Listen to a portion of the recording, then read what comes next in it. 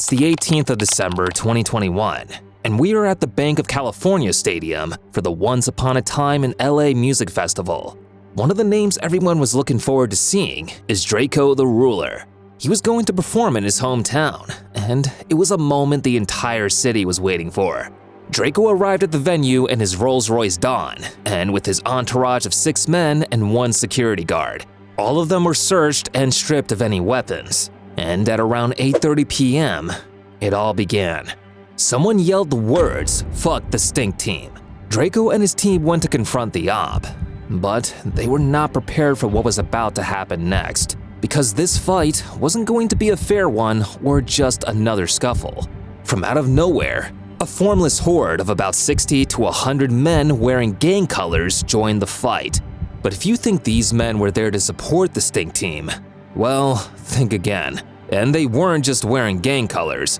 They could all be heard hollering "Salute," like a bunch of soldiers chanting a call to duty. The whole scene degenerated into chaos and a brawl began. Then someone in a black ski mask was handed an object that looked like a knife. After a few minutes, Drakeo was separated from his team, and the man who was given the knife made his way to the rapper. Well, a man is reported dead after being stabbed at a concert in Exposition Park last night.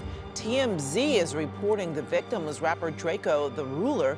It happened around 8:30 last night during the Once Upon a Time in LA Music Festival. After which, Drakeo had been stabbed in the neck, and paramedics arrived at 8:40 p.m. to rush him to the hospital. But unfortunately, Drakeo lost the fight and succumbed to his injuries. However, his death leaves a few questions. How did Drakeo get involved in such a heated beef that as many as 60 to 100 gang members wanted him dead? What could Drakeo have done that his ops wanted to get him so bad that they did it at a concert? Daryl Caldwell, also known as Drakeo the Ruler, was born on the 1st of December 1993 in South Central LA. He and his brother Devontae Caldwell, aka Ralphie the Plug, were raised by their mother. Drakeo's father was never around. Instead, his mother, Darylene Corneal, catered for the family, with her job as a preschool teacher. Drakeo was raised in the 100 sections of South Central LA. So the Ruler, what part of LA are you from? I'm from South Central LA. The hundreds.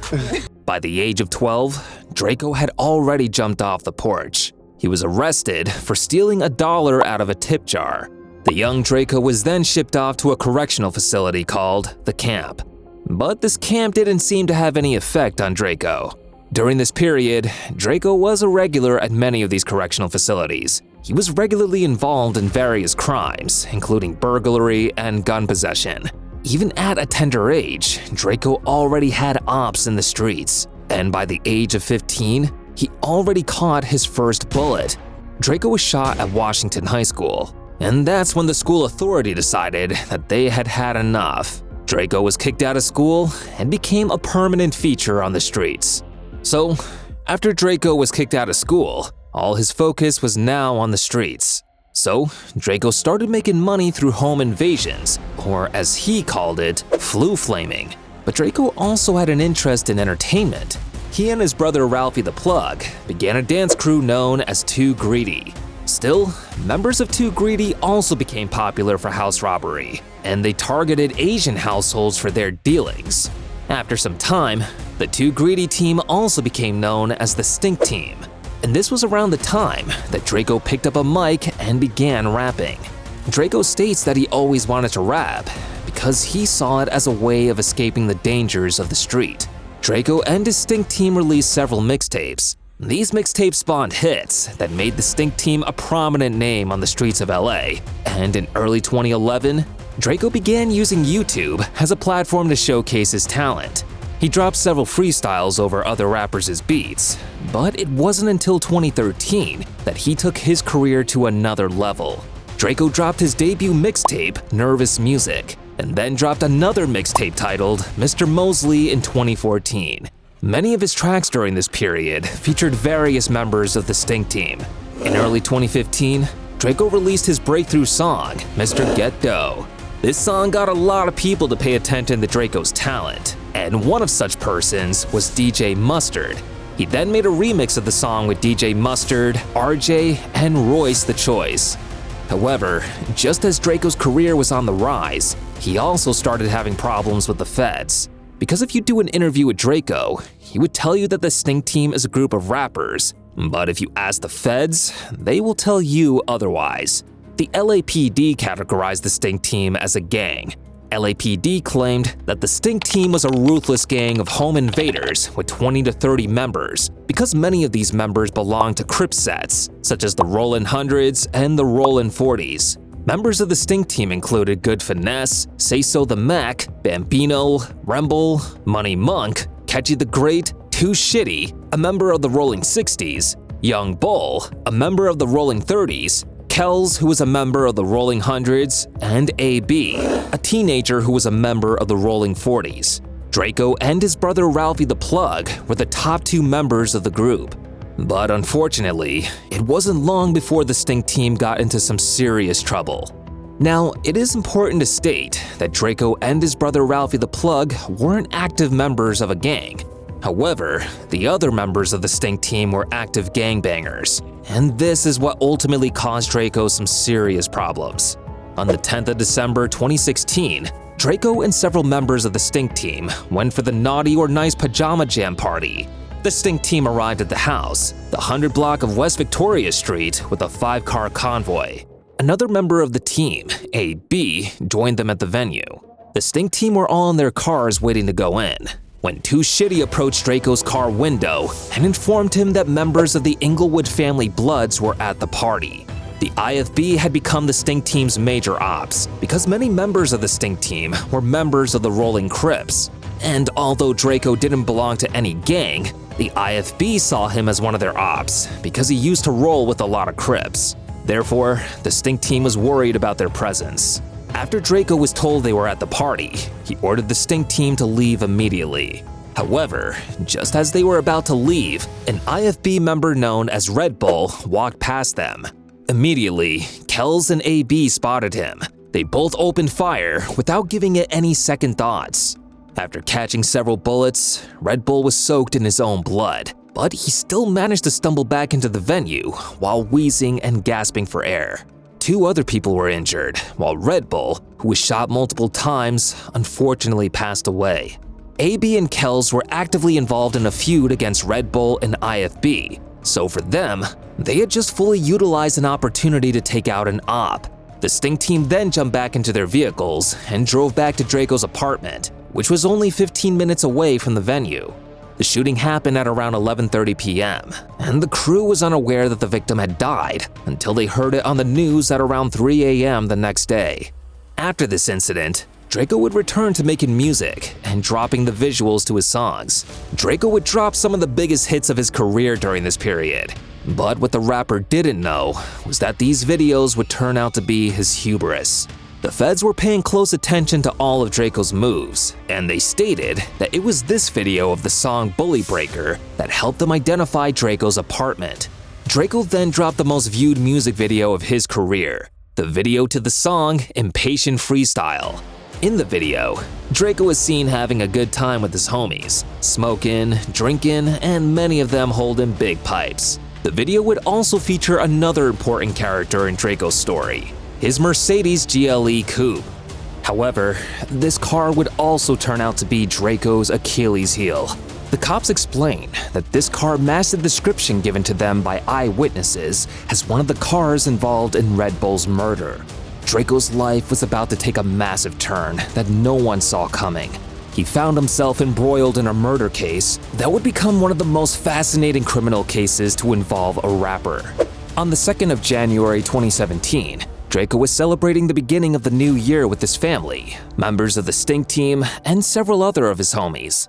Their hands were occupied with drinks, and they had weapons lying around the home. But this atmosphere of celebration would soon change instantly. Police raided the rapper's house and arrested everyone: Draco, members of the Stink Team, his mother, and his sister.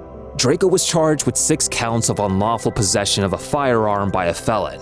However, the guns that were found in Draco's house weren't the ones that were used in Red Bull's murder. So at this point, all the cops had were bullets, surveillance footage, and shell casings from .38 and .40 caliber pistols. All of these weren't enough to make a case, but that would change very soon. While Drakeo and members of the Stink team were in jail, the cops adopted a controversial tactic to get the answers they wanted. Just before the Stink team was formally charged, they planted a jail informant who was wearing a wire in the same cell as Too Shitty. See, Too Shitty thought he was talking to another homie from the streets, and he unknowingly spilled the beans. He revealed that the shooter was AB, after which AB was arrested, and then they used the same strategy on him too. AB was a member of the Rolling 40s, so they put an informant who posed as an OG 40s member. This made AB comfortable, and he gave the feds an hour 22-minute long evidence. The recording of the conversation between AB and the undercover was played in the courtroom. AB pretty much nailed his own coffin. He admitted outrightly that he shot Red Bull. He stated that he had beef with Red Bull, and shooting him on sight was his plan all along. AB even explained that he used a .38 pistol because he didn't want to leave any shell casings. Kells was the one who used the .40 Glock, and AB also revealed that he shot Red Bull at least 2 times. However, AB never mentioned Drakeo. He only incriminated himself and Kells. So Drakeo should have been let go. Well, the Popo didn't think so. Unfortunately, it only got worse for Drakeo from here. Now, despite AB and Kells clearly stating that they were both responsible for Red Bull's death, Drakeo was held in jail for 10 months and was eventually released in November 2017. After he was released, Drakeo went back to making music and released arguably the best work of his career, Cold Devil. This mixtape cemented Drakeo's legacy in LA rap. However, in March 2018, the Stink team leader was arrested again. Drakeo was taken to Fort Compton, the 12-story Compton courthouse that has become the cradle of gangster rap. Almost every rapper you know from LA who has spent some time in the can probably stayed in Fort Compton. Drakeo was charged with first-degree murder, 5 counts of attempted murder, and conspiracy to commit murder. Yep, first-degree murder, conspiracy, 5 attempted murders. 5 attempted murders. And 2 gun charges. The cops also tried to pin gang affiliations on Drakeo by using his beef with another rapper, RJ, to prove that he had a motive for the murder. RJ is a member of the Athens Park Bloods, and prosecutor built their case on the claim that AB told the informant that they went to the party looking for RJ. They even claim that Drakeo's lyric on the song, Flex Freestyle, where he said, "I got RJ tied up in the back," is proof he wanted the rapper dead. But the feds' case became even more comical when RJ clearly stated in an interview with No Jumper that he wasn't even meant to be at the party. Feel about the cops saying that Drakeo was trying to line you up? I believe that, cops gonna do what a cop gotta do. They got jobs too, but I wasn't supposed to be at that show. I wasn't supposed to be at that show, and nobody. The show that they're saying that he was sending someone to kill you at or whatever, yeah. Nobody called me. Nobody called me to be there. Alright, so let's put this in clear terms for you. The man who Drakeo was supposedly going to target at the party stated that he wasn't even going to be there at all, and that he didn't believe Drakeo wanted to kill him. That's just my statement on that, though. I don't feel like niggas. I think I got a lot of love out here, you know what I'm saying? Even from my enemies, so I don't think nobody was trying to kill me. That's just my honest opinion. Remember, the guys who were responsible for Red Bull's death also stated that he wasn't involved in the shooting in any way possible. So, under normal circumstances, this means the cops no longer had a case against Drakeo, and he should have been released. But Drakeo wasn't even given the option of bail. This made him become so depressed, and he even tweeted that he no longer wanted to be a rapper. But it seemed that this tweet only made matters worse for Drakeo. See, Drakeo was put in solitary confinement for 24 hours a day, and was allowed to go out for a few breaks. He was in the hole for almost a year, and by the 10th month, Drakeo started hallucinating and hearing voices from the other side. He was eventually acquitted of the murder charge in July 2019, but he still wasn't released after that. Instead, the DA refiled charges of criminal gang conspiracy and shooting from a motor vehicle, the same charges Drakeo had just beaten. You've gotta wonder, how many times does a man have to beat the same charge? He was kept in jail for almost another year, and Drakeo wasn't released until he accepted a plea deal in which he pleaded guilty to shooting from a vehicle, a crime Drakeo stated that he never committed. After he was released, he returned to the studio doing what he does best and dropping hits. But while his career was growing, Drakeo's beef with the IFB became even deadlier. He continued to diss them in many of his songs, especially with his popular line, "He's not coming back, and that's that." This line was clearly referring to the death of Red Bull, and is one Drakeo was fond of using. But his beef with the Inglewood Bloods became worse after he dropped the song Ingleweird. The song included several lines, such as, "Turn the suburbs of Inglewood to a gym factory. Know a lot of dudes told in Inglewood, y'all condoning snitching. This stink team run LA, you've got to come better." With such lyrics towards IFB, the beef between Drakeo and IFB had reached a breaking point, and it seemed like it was just a matter of time before something definitive happened. 18th of December 2021. This was the night that Drakeo was going to have perhaps the biggest show of his career. But unfortunately, he didn't even make it to the stage that night. At around 8:30 p.m., Drakeo was backstage chilling with his homies when someone yelled, "Fuck the stink team." And this was what started the fight that led to his death. Now, some rumors even claim the person who caused the fight wasn't even a member of the Bloods, but instead a member of the Black P Stones. While other fans believe his death was simply retaliation for Red Bull's murder. But it doesn't matter who was responsible for Drakeo the Ruler's death. Two things can't be denied. Drakeo made his impact and is a legend in his city. And Drakeo would still be alive if he had steered clear of street beef and focused on his music.